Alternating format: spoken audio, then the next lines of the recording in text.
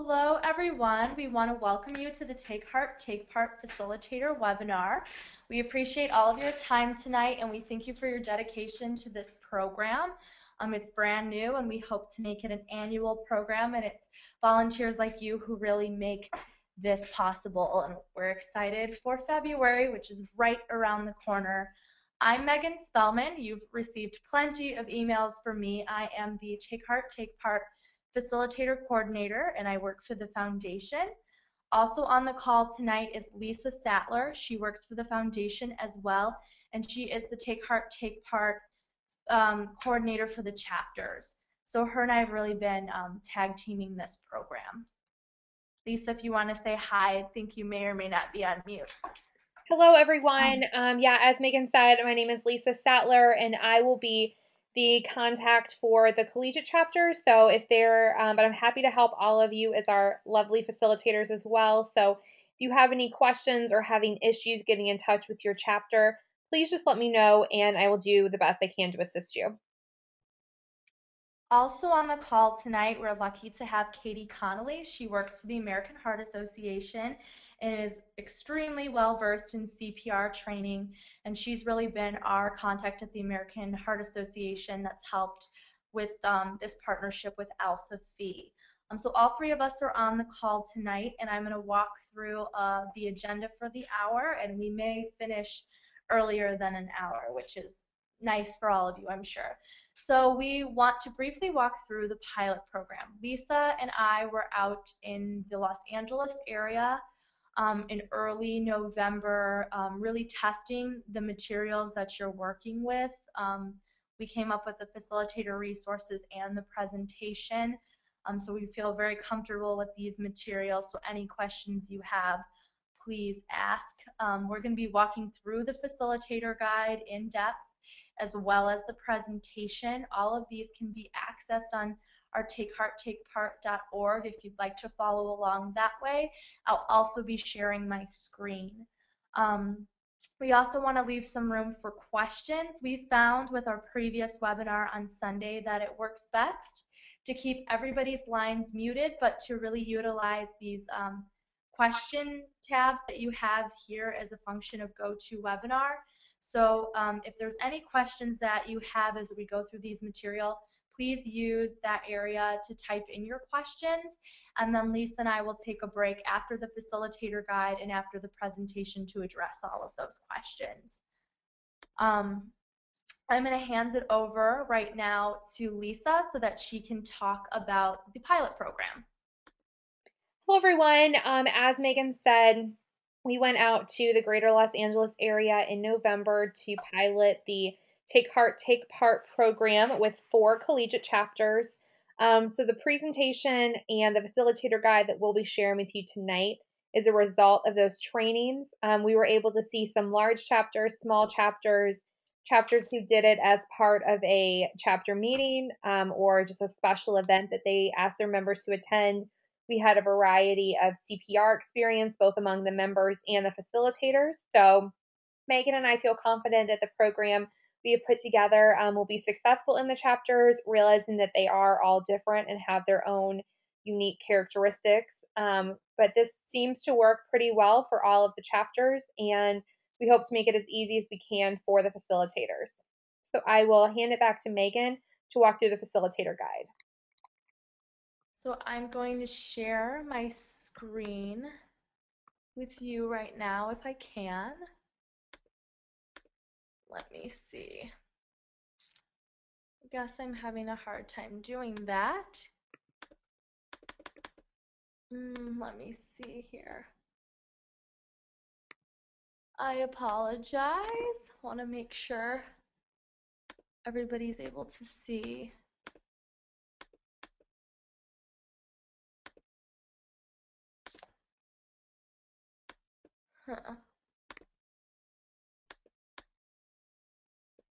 Lisa, do you have the screen share function working right now? No, I don't think so. I just tried to hand it over to you, but I don't have the option to share my screen either. Oh, now I do. Okay. You made me the presenter, so now I can show my screen. Okay, perfect. Thank you for bearing with us. This is the facilitator resource page of our takehearttakepart.org site. We're going to be walking through the facilitator guide right now. So if you haven't visited this page yet, this is where all this material is coming from, and it's readily available to you now. So we can pull it up here, and we're going to walk through it. This facilitator guide is largely based off of our experience with the pilot program and how we think this framework is going to work best for you to make it through this 90-minute session. It gives you some structure, but also some flexibility, because we understand that there's going to be a difference between chapters from venue to how many girls are present. But we really think that this is the best outline and the kind of suggested agenda for the event. So we'll walk through this, and again, feel free to utilize that question tabs if there's any questions you have as I go along here. So as the Take Heart, Take Part facilitator, you're responsible for creating a positive learning experience, encouraging lots of practice, and helping to overcome fear. I think it's important to note that these kits are a gift from Alpha Phi Foundation to the chapter. So you can feel free to encourage students who would like extra practice to borrow these kits and do it at home. And you'll really see that each kit is structured for individual training, so it should translate well for those particular women who would like more practice time than outside of this training. We're going to move into the suggested training agenda. Obviously, you're going to want to start off by introducing yourself to the chapter. You can let them know who you are, where you were initiated, any CPR experience you might have. If you have no prior CPR experience, you could also talk about any volunteer experience with Alpha Phi that you might have. The American Heart Association has provided us with a pre-test and a post-test. These have been sent to the chapter, so that's already cared for, but after your introduction, you should make sure that the women take the pre-test. You can ask chapter officers to help pass these pre-tests out to all participants, and then once they've completed it, you can ask them to hold on to it, because there is a post-test on the back side that they'll need to take after the session is over. So, after you've done the pre-test section, we tried to make the program as interactive as possible. So we think it's really good use of the time and the girls' knowledge is to ask for anyone who has previously received CPR training to raise their hand, and then out of that group to ask any of those volunteers to serve as captains. And let them know that they'll be playing a role in those sessions, and they can offer their expertise inside their smaller groups. So it gives some of those who are more trained than others the opportunity for some leadership role here, and then it's some opportunity for peer-to-peer learning inside of those smaller groups when they get to their time on the mannequin. A helpful tip for this section, there are not enough kits for everybody, so they're going to have to be working in small groups, and those kit numbers vary from chapter to chapter. So when you arrive at your chapter, you should probably take note of how many CPR kits, because that's how many captains you'll want to have. After you've identified the captains, you're going to move into the CPR program, which is basically the PowerPoint slides, which is again something you can find on our takehearttakepart.org site. I won't go back out to it because it will take me away, but we'll get back into it when we go through the presentation slide by slide. But you're basically going to utilize this presentation to talk about Hands-Only CPR, to talk about Alpha Phi's partnership with the American Heart Association, and to talk about the program as a whole, the mission, the goal of Take Heart, Take Part. The presentation will also guide you through a facilitator-led discussion. So you can have some liberty in really making this interactive. We built the presentation so that a discussion question pops up, and you can use that to ask any of the women in the audience if they know the answer, and then the answers on the next PowerPoint. So we've tried to create it so it's more interactive and you feel more like it's a discussion rather than talking at the chapter. But another helpful tip that we've found is it's best not to open the floor for general questions at this time, because they haven't really gotten into the meat of the PowerPoint. They're learning a lot of facts as they're answering the discussion questions. And then the video that will be shown later in the training session is really information based. So we kind of found that if we held off from, the open forum of questions until the very end, a lot of the questions that you will probably get will be eventually answered. So it's kind of best to stick everything around this, the discussion questions, which we'll be going through in a second. After you've made your way through the entire presentation, you'll transition into hands-on practice. Hands-on practice is going to be used with a video. So you're going to be relying on that video to really do the technique training of hands-only CPR, but it will require the girls to get up and move around and get in their groups. So it's at this point that you're going to ask those pre-identified captains to come to the front of the room, and then you'll want to break those chapter into groups. So, try to do an even number of girls per mannequin, and you'll ask the captains to grab that mannequin, and they need to find a spot on the floor where they can, spread out and be comfortable, but yet still be able to see the video screen. So the helpful tip that we've added on here is to ask your take part chair or one of the chapter officers how many women are going to be in attendance that day.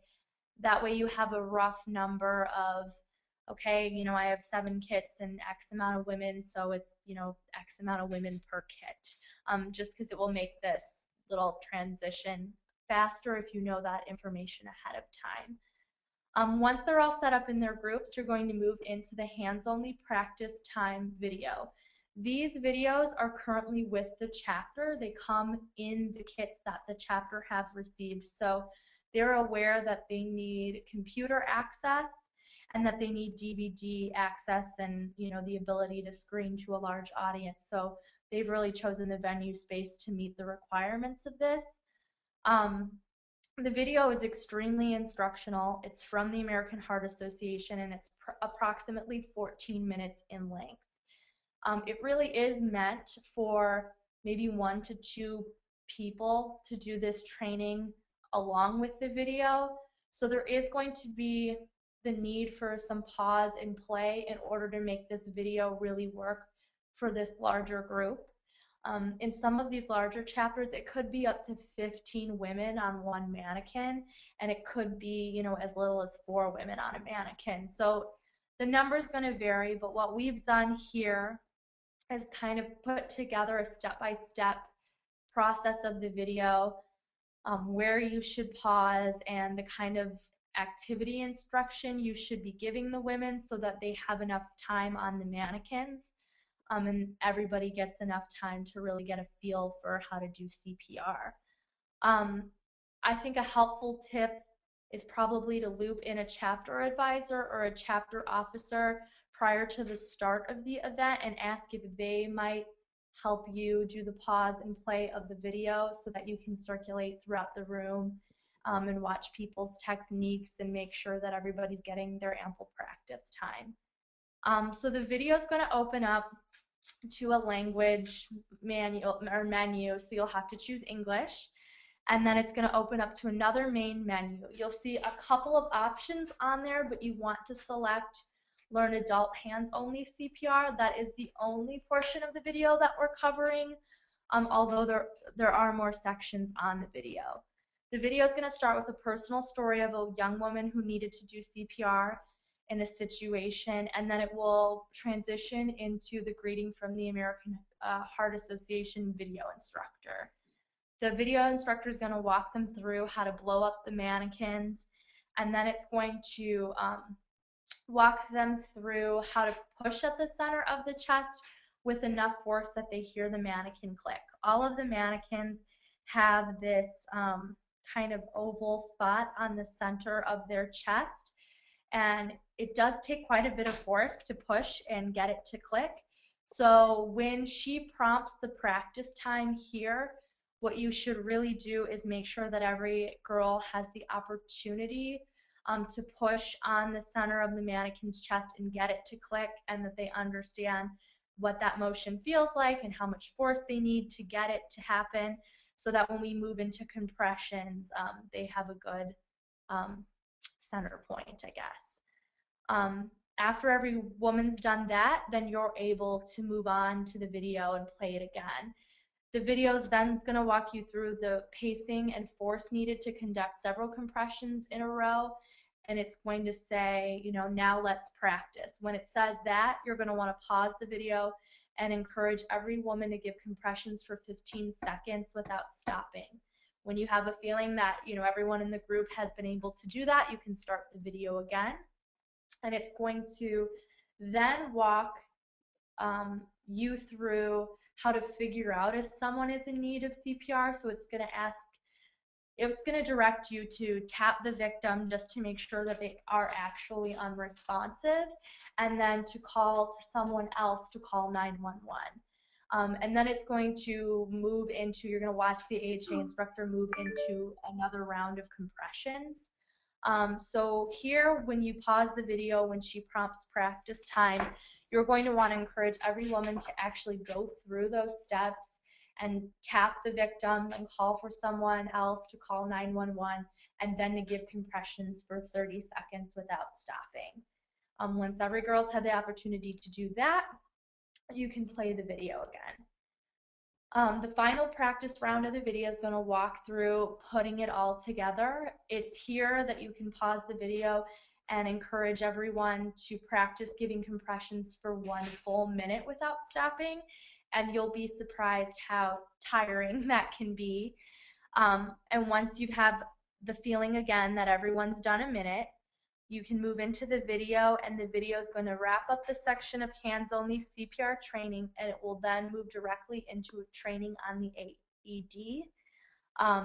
It's going to walk you through what an AED is, how to use it, spots you can typically find them, and then there is no prompt practice time with this section.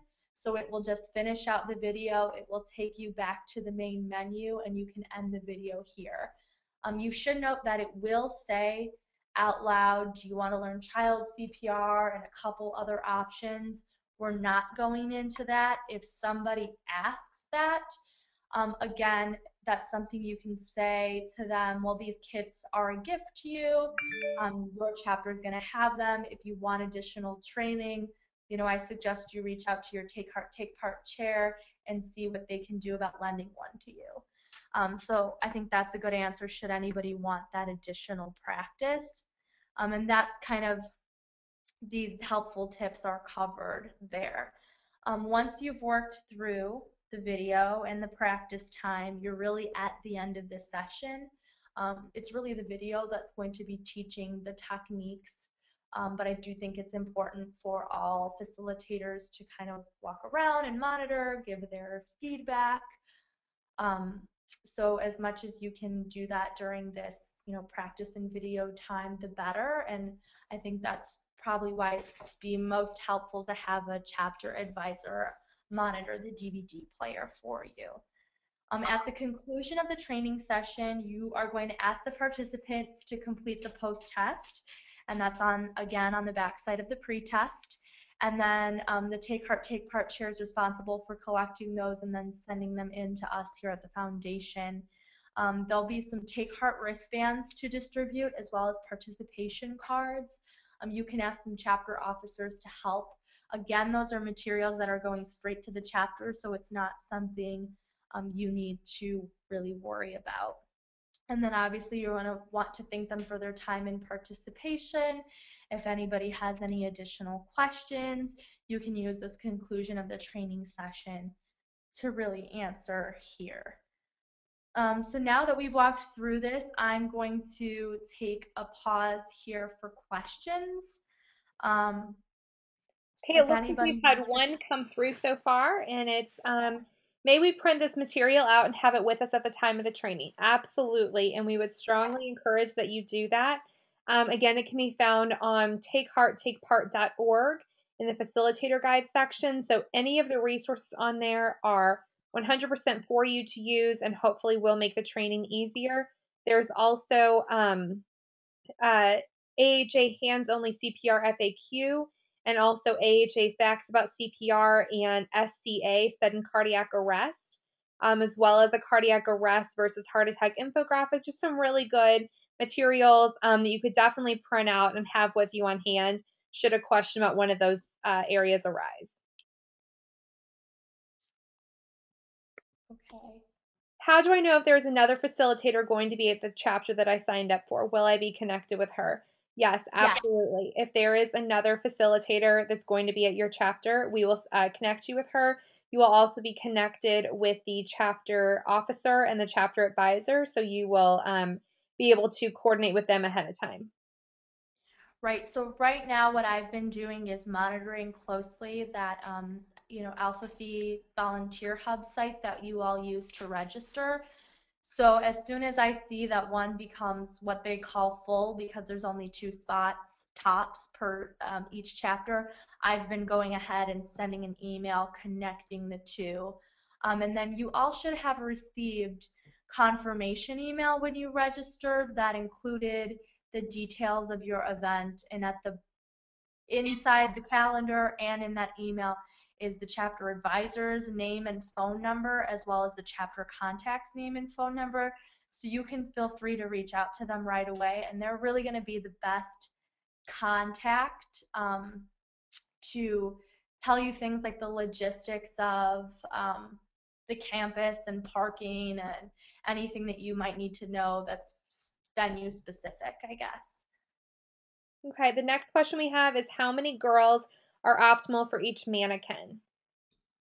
There could be, as Megan said, up to 15 women on each mannequin. That was the ratio that we used in order to determine how many CPR kits the mannequins that each chapter received. So that's going to be dependent on how many women are in attendance. It will work with any of those numbers. It's just going to take a little bit longer to get around the circle and allow everyone to have practice time. But as long as you build that in and kind of monitor it, it's going to work and everyone's going to get their time on the mannequin. And that's a good way to encourage the the captain of the group and the other women to provide some peer-to-peer feedback so they can stay engaged while other people are trying a turn on the mannequin.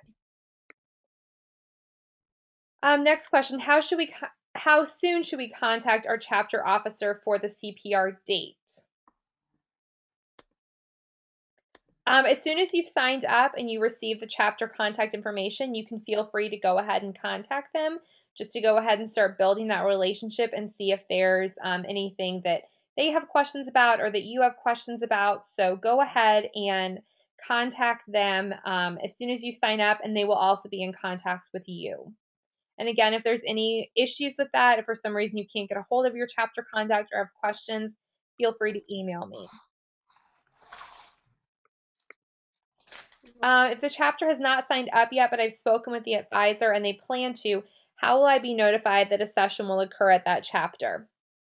That will be, you would just need to check back on the main volunteer site on that volunteer hub. And Megan can actually speak a little bit better to that probably. Yeah, Kelly, if you would like to, type in the chapter specifically that you're thinking of, I will make sure that I make a note of it. And as soon as I see the registration come across, I can send you a personal email and let you know that they've registered, and give you the information of the date that they chose and all of that stuff. So, if you could just let me know what chapter it is that you're thinking of, I will be sure to watch out for that. Thanks, Kelly. It looks like it's Omicron. Thank you. Okay. Any other questions right now?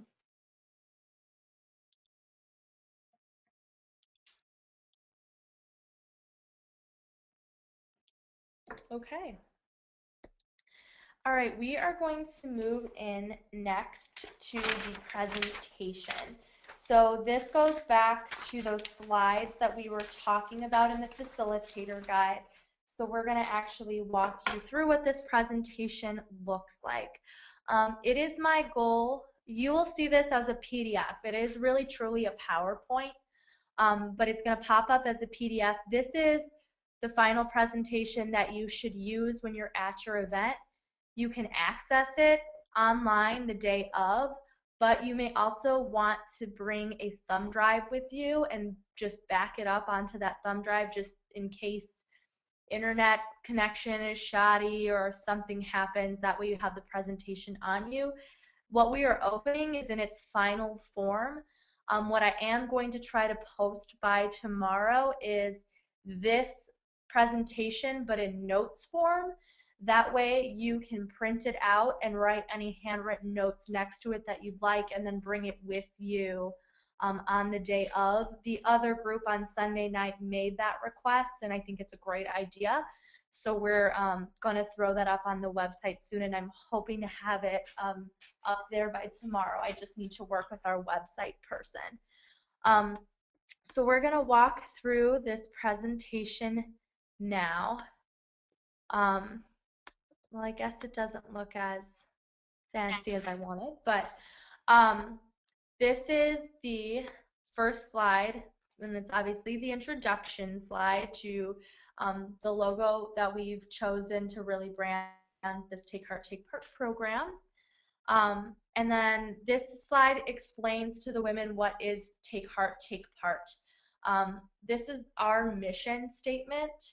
It's Take Heart, Take Part is an education initiative by Alpha Phi Foundation to make the life-saving treatment of sudden cardiac arrest, SCA, readily accessible in communities and on campuses across North America. It is designed to expand public awareness of SCA, provide the life-saving skill of hands-only CPR, and implement automated external defibrillator AED programs. I think this is a really important slide to drive home with the women.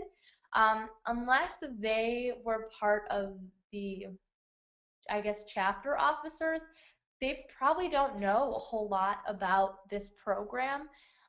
If anything, they know that it's a special part of their chapter, and they are going to receive an email from their Take Heart, Take Part chair explaining this. But I think it's an important thing to drive home with the women so that they know why they're there and what the point of this program is. I'll move into the next slide, and Lisa was going to walk through this. Okay, so why does Alpha Phi Foundation Take Heart, Take Part? The foundation has been committed to women's heart health for 58 years. So the Hands-Only Take Heart, Take Part program really allows Alpha Phi to further their philanthropic focus on heart disease and heart health, and also give our members a tangible, hands-on experience that they're able to share with their campuses and their communities and really make a difference. So we're very excited. We'll be partnering with the American Heart Association for this. Our goal is really to provide all of our members the training and the confidence that they need to take the action to save a life. And as Megan said previously, 100% of this program is proudly funded by the foundation.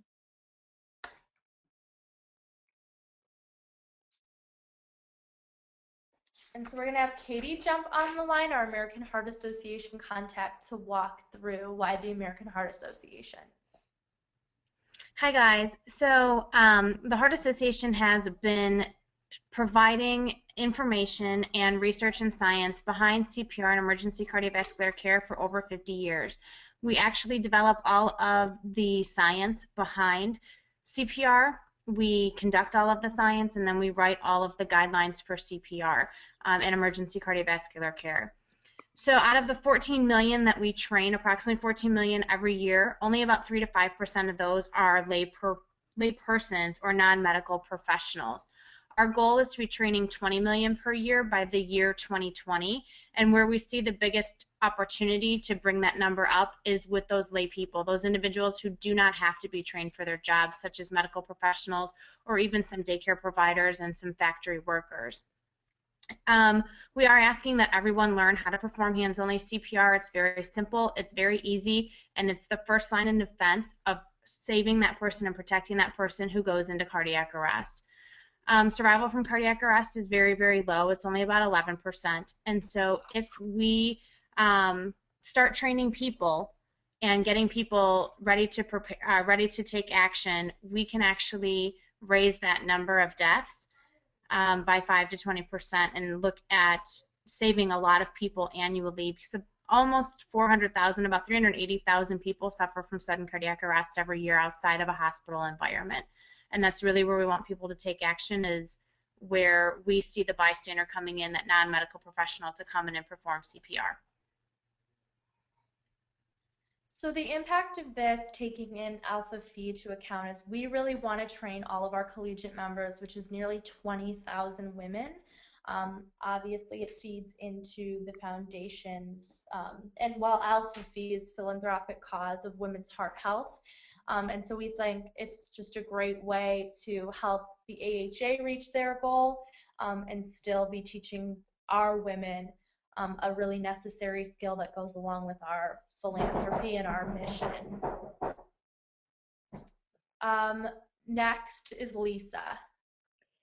Okay, so this is an opportunity for us to really thank our collegiate chapters. So all 660 of our chapters are doing a phenomenal job with their fundraising every year. Last year, our chapters raised over $1.7 million through their red dress events.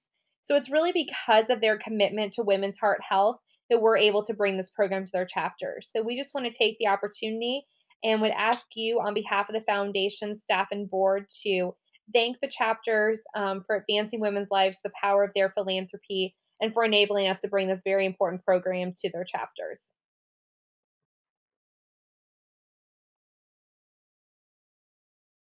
Great, and now Katie's going to speak to this hands-only portion of the presentation. Okay, so what is hands-only CPR? It is exactly what it sounds like. It is CPR using your hands only and not providing any mouth-to-mouth or any breaths for that victim that you see go into cardiac arrest. So it's very easy to remember. It's very effective. Our research shows and our science shows that it's just as effective as what we call conventional CPR, which is compressions with breaths. There are two very, very simple, easy steps. You dial 911 and you push hard in the center of the chest.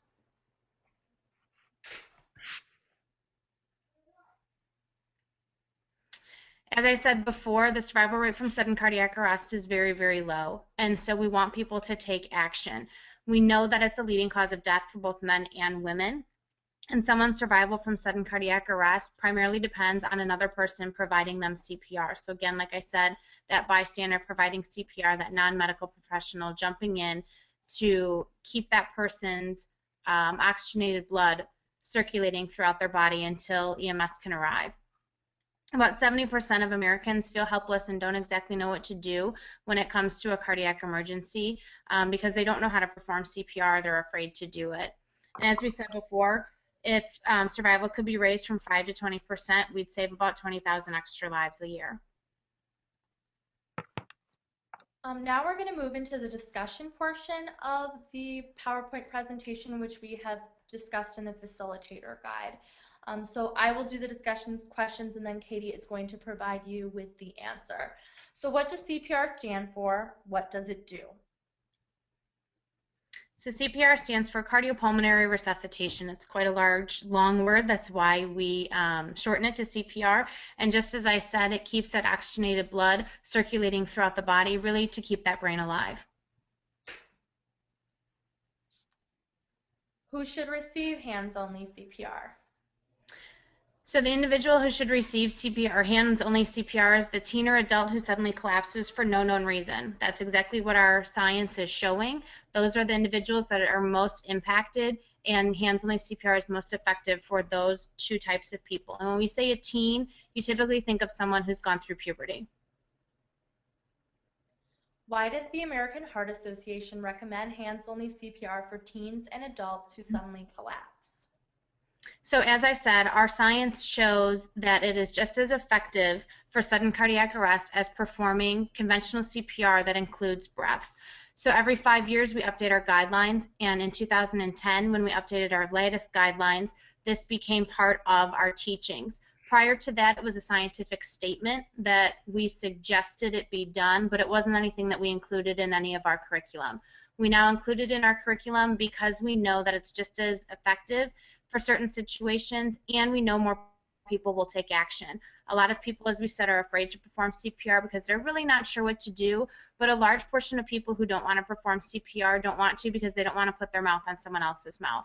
So not only is this an effective way to revive someone, it's a way that will get more people to act because they won't be as nervous about that any kind of germ, spreading or contamination. What if someone has an injury? Can I make the situation worse by doing CPR? No, you cannot make the situation worse by doing CPR. The person who needs CPR is actually not breathing, and without CPR will pass. And so providing CPR is the best thing that you can do to keep that person and help that person survive. What if I do CPR wrong? It's really difficult to do CPR wrong. As we said with hands-only CPR, there's 2 simple, easy steps to it. You're going to push hard and you're going to push fast, or you're going to dial 911, then you're going to push hard and fast in the center of the chest. But as I said before, that person who needs CPR, their heart's not pumping properly or not pumping at all, and so they really need for you to perform CPR to keep them from expiring from that event. Can I get into legal trouble for performing CPR on someone in need? Most likely, no, you cannot get in any kind of legal trouble. We have Good Samaritan laws that cover individuals in this situation. The Good Samaritan laws do vary from state to state, so it's very important to check the state that you live in or that you're working in so that you know exactly what that language says. But for the most part, Good Samaritan laws will protect someone who's acting in good faith and not doing anything malicious or doing anything to cause harm to that individual. What should I do if I'm getting tired from giving chest compressions before more help arrives? You should try and give compressions for as long as you possibly can. If there's another person there, obviously switch off and have them start compressing. If they don't know how to perform hands-only CPR, walk them through it. Keep that beat with them because you'll have known how to perform hands-only CPR. But do your best. Try to minimize the number of interruptions you have in chest compressions and try and stick with it for as long as you can. When do I stop giving hands-only CPR? You stop when that person starts breathing, their eyes open up, they start talking, they start moving, or when help arrives, such as EMS or police, someone who can take over.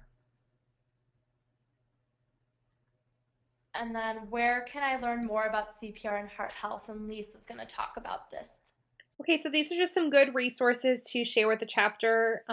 You just direct them to the American Heart Association, www.heart.org. They're going to have really great resources that can answer additional questions, provide information if they would like to continue with a further CPR certification. So it's just a good list of resources and some good information for the chapters to have. Okay, so now you would have time to practice. So this would be that hands-on practice that Megan talked about.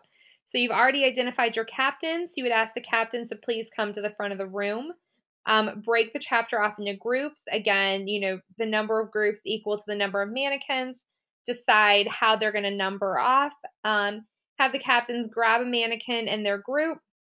Find a spot on the floor where they can see the video. And then from then, they just listen closely to the video and practice as instructed. So the video will walk them through all the steps needed. And that captain is really going to be there to help the group and provide some feedback. Okay, and then the last page is just thank you for being a lifesaver. And again, it has the web address and our social media sites for the chapter to check out and learn more and also talk about the program. So now we will go into questions again. The first question we have is, when will the chapter receive the packet of supplies? The chapters who have training dates at the beginning of February should already be receiving those. I know I spoke with quite a few today and they already had. Those were mailed out at the end of last week. And then the rest will kind of be on a rolling schedule based on when their chapter training is. So we have some towards the end of February, even into March, and a couple at the beginning of April, just based on, the spring semester being kind of crazy. So those chapters will get them a little later, but everyone will get them at least a week before their training to make sure they have enough time. Someone checked their email and doesn't have the advisor contact information. I have written down your name, Lisa, and just that note, and Megan will get in touch with you and share that advisor contact information. Yes. Another resource I can point you to is if you go back into that Volunteer Hub Master Calendar site and you click on the detailed information of the particular chapter you signed up for, there should be a chapter contact there for a chapter advisor. I do know that there is at least one chapter, one or two, who do not have a chapter advisor that can be present on that day, and the chapter president, I believe, is going to be the best contact there. So it could be that you might have that chapter, but I'll definitely do some checking after this webinar, and I will touch base with you via email as well. Okay. Are there any other questions?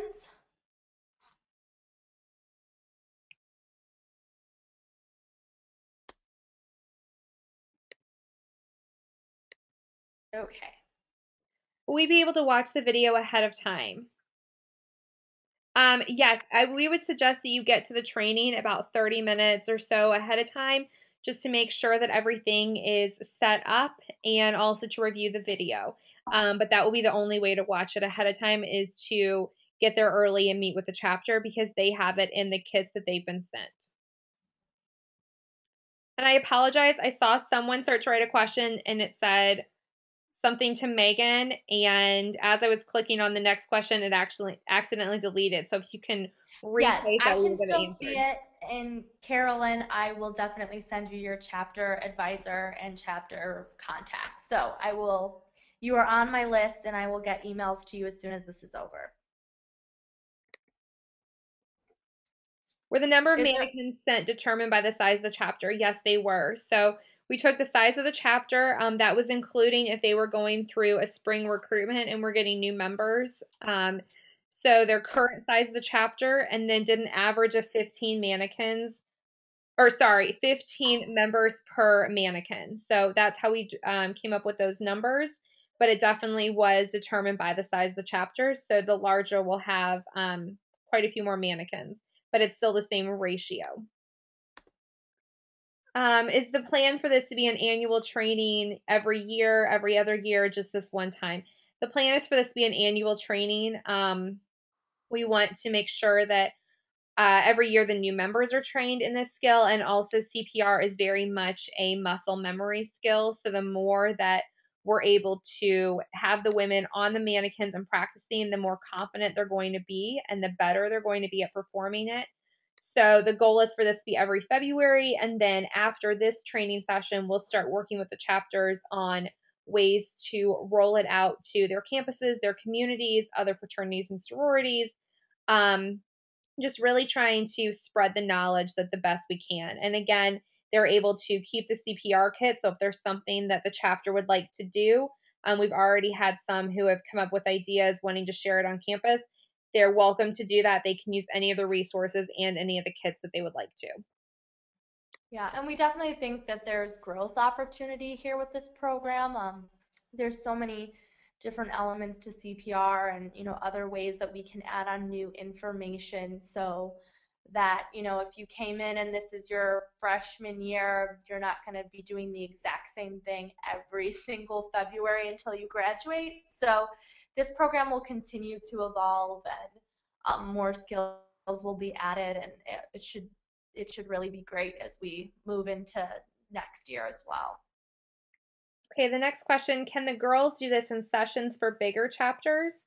That would be something we would really leave up to the chapter. So we've not set a lot of restrictions or guidelines on the chapter training. We're just asking as many members as they can to be there, use our resources. They'll have the kits, but however, if they would want to break it up and have a couple smaller training sessions, they'd be welcome to do that.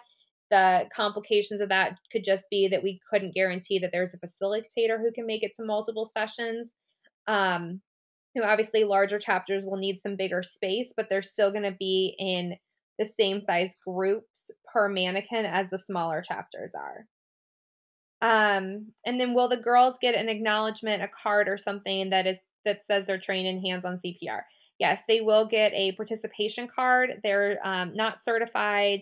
There's no official language, which is mainly to keep the women safe, kind of with that Good Samaritan law we talked about, but they will get a participation card that says that they went through Alpha Phi Foundation's Hands-Only Take Heart, Take Part program, which is the Hands-Only CPR training through the American Heart Association, and they will have that card that they can take with them.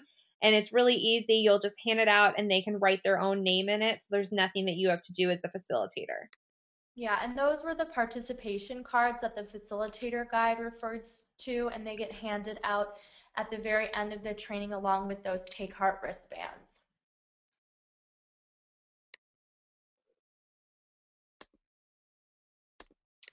So if we need more supplies for all campus session, will those be an additional cost to the chapter? I think we're gonna have to work on this type of thing, probably on an individual basis. I think it just is a matter of how many your chapter had in the first place and how many you really feel like you need to have in order to do what you want to do to bring this to campus. I think if that is something you're interested in, please email Lisa and I. And maybe it's something like after the chapter goes through the training, after their date, maybe it's something to talk through with the chapter officers and the advisors, and then reach out to us and give us some idea of what you're looking for, and we'll see how we can help.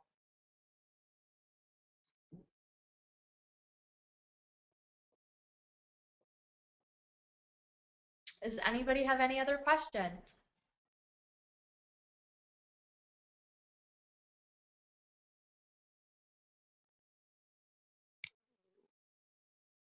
Doesn't appear so. Okay, so if there's no other questions, then we have come to the end of the webinar.